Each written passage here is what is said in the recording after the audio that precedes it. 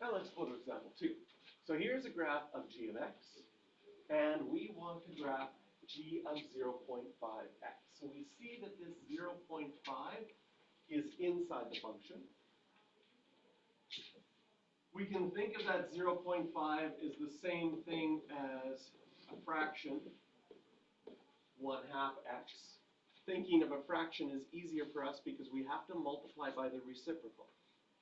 So this means a horizontal stretch, and we will multiply our x values by 2/1, which is just 2.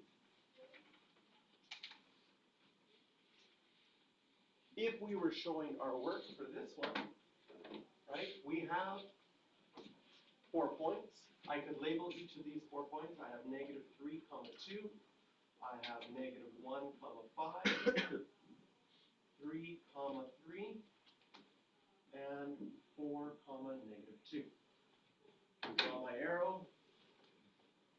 And above the arrow, I can say I'm going to be multiplying my x values by 2.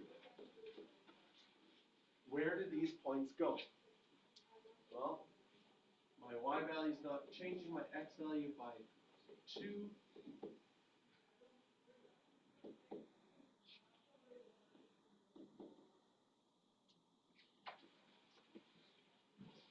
And of course, this one too, probably could have done it without showing that work.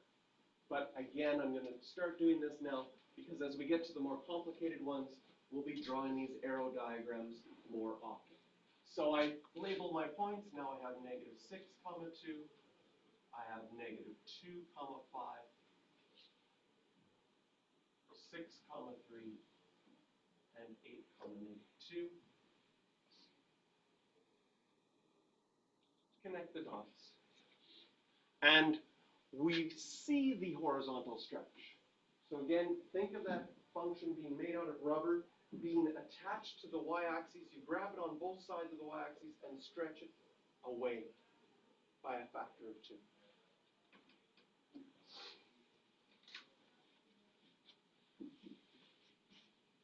Okay, once again, reread the question once you're done. Oh, and it did ask us for the domain and range. Chances are you'll get so excited about graphing it, you'll forget to write the domain and range. It does ask for domain and range of each one. I'll do this one in interval notation.